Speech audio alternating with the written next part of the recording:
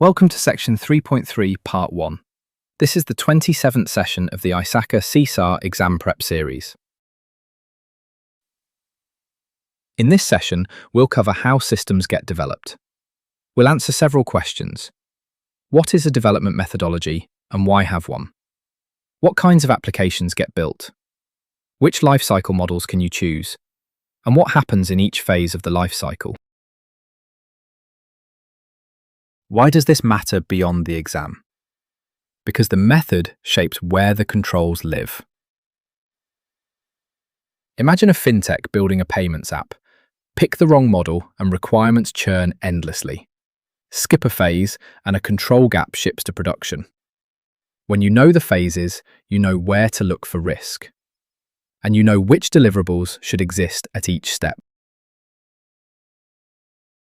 What is a development methodology and why have one? It's a structure for planning and controlling how systems get built. Development is a life cycle with defined phases. Each phase sets up the one that follows. That gives management real control over the build. Without it, projects drift and controls get missed. What kinds of applications get built? Broadly, two types. Organization-centric applications collect and share data across the business. Think systems feeding sales data to accounting and compliance. These usually follow the full life cycle. End-user-centric applications give people tailored views of data. Think decision support or mapping tools. These often use lighter, alternative approaches. Now, what kicks off a development project? Usually a new opportunity or a problem with a process or technology. Whatever the trigger, tie it to key business drivers. Those translate strategy into clear, measurable objectives. Make them smart, so everyone shares one clear target. That also surfaces conflicts early, like cost versus functionality. Which lifecycle models can you choose? Let's look at 3. First, the waterfall. It's sequential, each phase flowing into the next. It's the oldest and most common approach. It shines when requirements are stable and well-defined. But it has real drawbacks. Unexpected events force awkward iterations. Pinning down requirements up front is hard, and users wait a long time to see anything working. A changing business can outdate requirements before delivery. Second, the V-shaped model. It pairs each development phase with a matching test level. Unit testing follows coding, then up through system and acceptance tests. It's highly disciplined, which boosts assurance and security. But that rigidity struggles with complex or changing projects.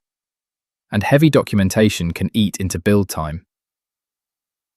Third, the iterative model. It cycles through the phases again and again. Each pass improves the product and can deliver features early. It suits large projects well, but it demands more project management and frequent risk analysis. And the final completion date can get fuzzy.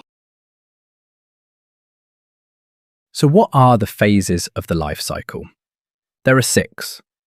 Feasibility, requirements, then selection or design, then configuration or development, testing, and post-implementation. Notice the fork.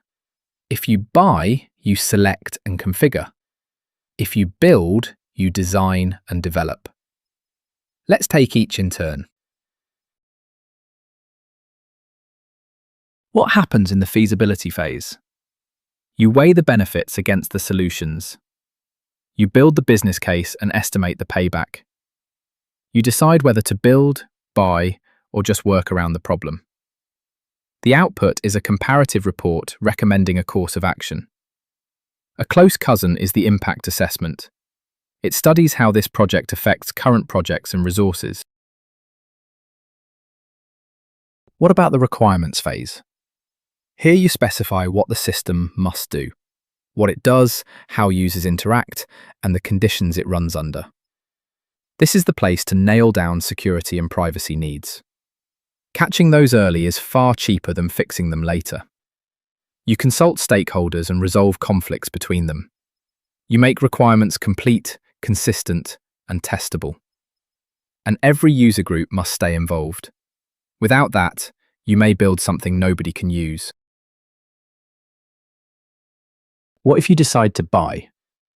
That's the selection and acquisition path. You weigh building versus buying a tested vendor product. You consider cost, control, and dependence on the vendor. If you buy, users must drive the evaluation and selection. And if you decide to build, then you move into design. A team defines the architecture, then breaks it into parts. They map data flows, screens, reports, and database design. They prepare program specifications and test plans. And they plan how the old system's data will be carried over. What can go wrong during design and development? Several kinds of risk.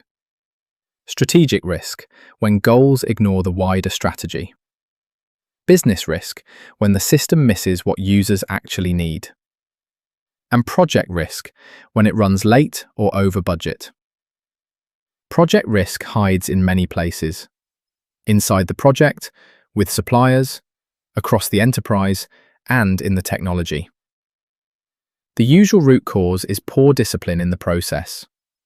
Following a life cycle alone does not guarantee success, so you also check planning, scope control, and management support. How do teams keep design rigorous? With structured techniques. They represent data and processes at rising levels of detail. They work top-down until programmers can code from the model. A key tool is the entity relationship diagram. It shows the system's data and how those data connect. Early on, it models requirements. Later, it documents the actual database design. And there's a critical control here called software baselining. It's the cutoff point, the design freeze. After it, changes need formal approval and impact analysis. Baselining is your main defense against scope creep. It also kicks off formal configuration management with version control. One note on users here.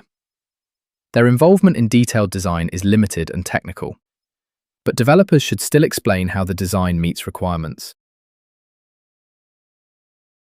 What happens once you have a packaged system? You configure it.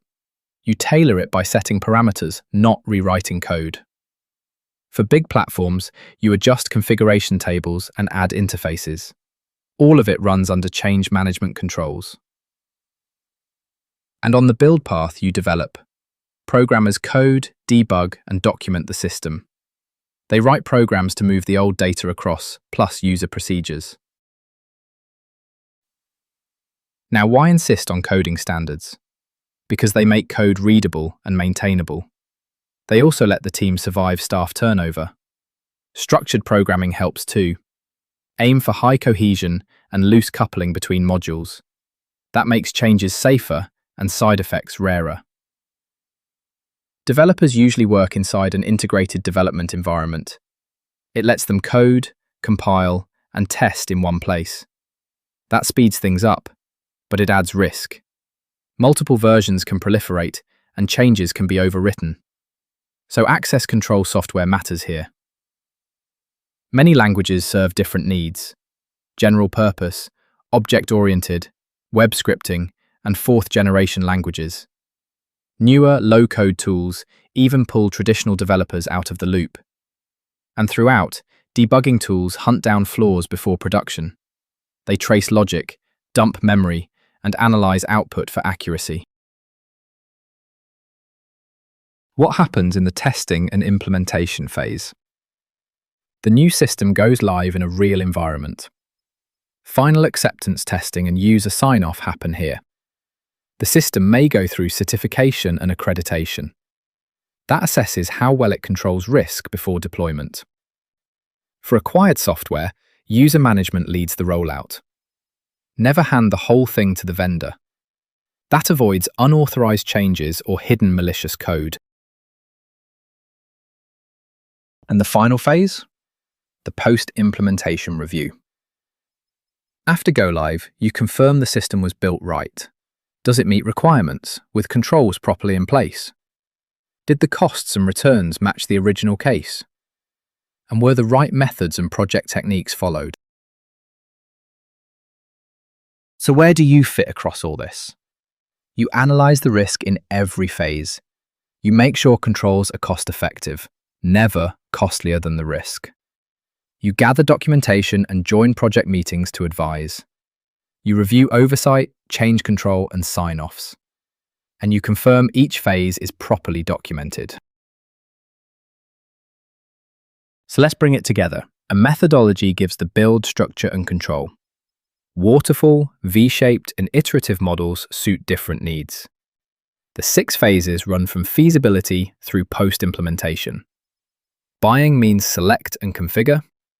Building means design and develop. And baselining holds the line against scope creep. The MCQs covering all the topics and concepts from this session are available on RooCloud.com. Practice the chapter-specific MCQs before moving on to the next session. Thanks for watching. If you have any questions or feedback, post a comment below or email us. I will see you in the next session.